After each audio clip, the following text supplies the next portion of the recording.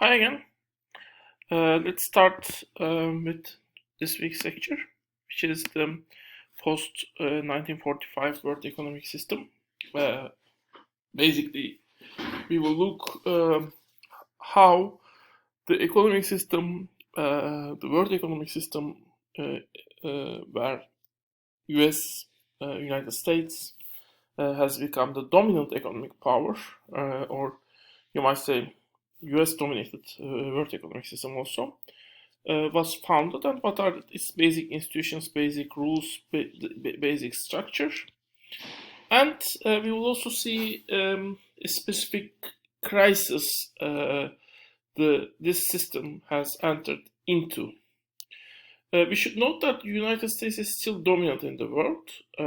So in some ways, we are still in the post-1945 world economic system, but we are living in an era of it where it has transformed significantly. And even though basic structures, basic rules might be still there, we might still ask to what extent this transformation has actually um, changed the system, and what is its ultimate effect? Is it just a shape change, or is it a starting point of a slow decline of the US dominated world economic system? And if it's that way, then what can come next? So, as a starting point, we can mention, we might look to the Great Depression. Basically, the UK dominated world system has come to a kind of a crisis in 1914, when World War I started, and basically UK was not able to politically hold countries together, which also, of course, means economic integrity of the system was in danger. However, the Great Depression was something that has actually that shows the system has problem within itself. I mean, not only political structure, the political instability was threatening the economic system, but within the economic system there were also problems that were that were actually threatening the system. And I mean,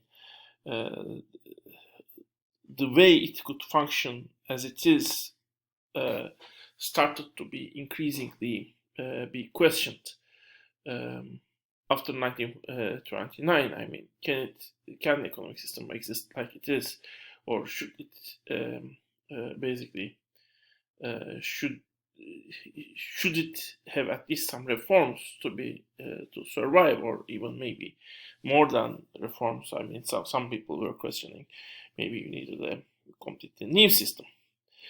So what started the Great Depression? The main thing that has started was the asset price bubble. What does it mean?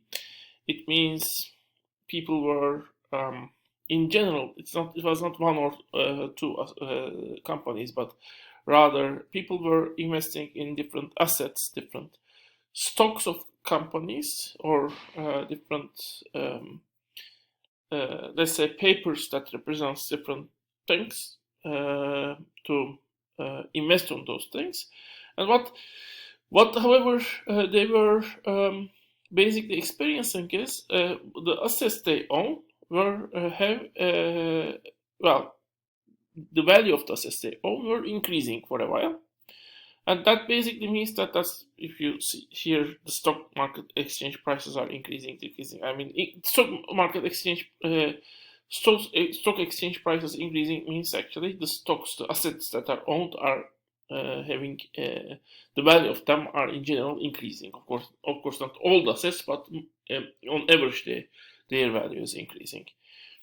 And when that's the case, actually, and when this is the case for a while. This might pretty much mean that many people are drawn to the uh, stock exchange, buy assets, just to wait a little bit and then sell the assets they are owning. And at some point, even if assets can be also bought because, for example, you might buy a stock of a company because you might want to invest to that company and get some profit share in return. But if the price of the company gets really high, in that case, the profit share you got might be not as high as the company itself. The price might be too high for to just buy them stock for the profit share you got in return. So you buy the company's stock not to get that profit share, rather you buy it to sell it when its price increase sufficiently after a week or I don't know, month or a year maybe. Why are people drawn to these asset price bubbles? Those asset price bubbles might always exist and they always in the end collapse. Why they collapse? Because when people always buy to sell those assets, there should be new people to buy those assets that are sold, assuming the prices will rise even further.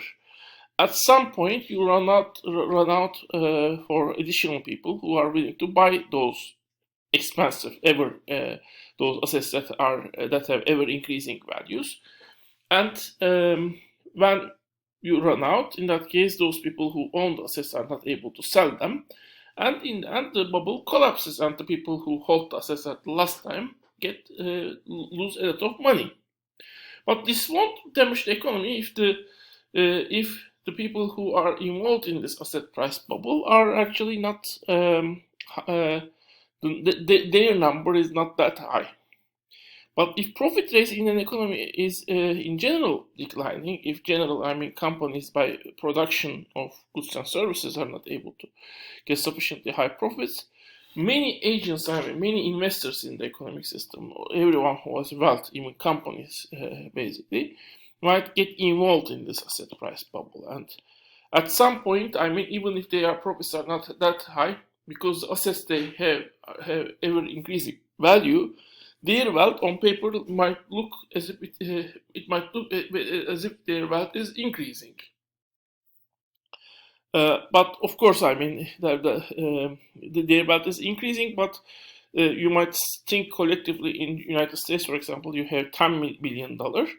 But if the value of the goods that are produced is $1 billion, if everyone sells or the money that's available is $1 billion, if everyone wants to sell their assets, you won't have enough people to, or even enough money necessarily to pay that $10 billion basically. So this imaginary wealth that exists on paper might quickly disappear when basically everyone starts to attempt to sell the assets they have. And if really large people are drawn into this asset price bubble, in that case, the whole economy might collapse because the whole wealth relations might, because everyone who is wealthy has seen their wealth to collapse to a very low level. So in paper, everyone is poor. Who pays the debts? Who pays the banks their interest? How do you pay for the companies from whom you buy inputs? How do you pay to your workers? So this collapse of wealth, and you cannot reorganize things and suddenly say, okay, everyone, we will assume as if everyone is still wealthy. Since you cannot do that, basically whole economic relations are defined or organized by wealth or money people have. And when suddenly people lose this money on paper also, then the organization of economic system will also collapse. And that's what happened in 1929. And this, in the end, well, first it led to collapse of the banking system because banks are financing people. And after the initial collapse, people have run to the banks, hoping that banks will give them credit to finance them. And many people also were not able to pay their banks their interests, by the way. And at some point, the banks, because the actual money they have has been reduced to a very small amounts, I mean, people who think they have money in the banks, if they even a little portion of them take their money back from the bank, because the real money they have, the money they have on paper might be high, but because the real money they have as a paper money is low, this will lead to banking system also to collapse, because they were not able to pay the people their money in papers, because they don't have that much paper money, because the loans they have given to other people did not come back because of the collapse of the stock exchange system. And as banking system collapse, you also don't have any financial system that can basically lend money to the people who need that money. So the whole economic system organized by the money and wealth will collapse. And as a result, companies are not able to pay to their workers. They are not able to do production anymore because they are not able to pay any input, not only the labor. Some of them survive because they act cleverly, but for example, sold their assets before the bubble collapsed. But many of them didn't.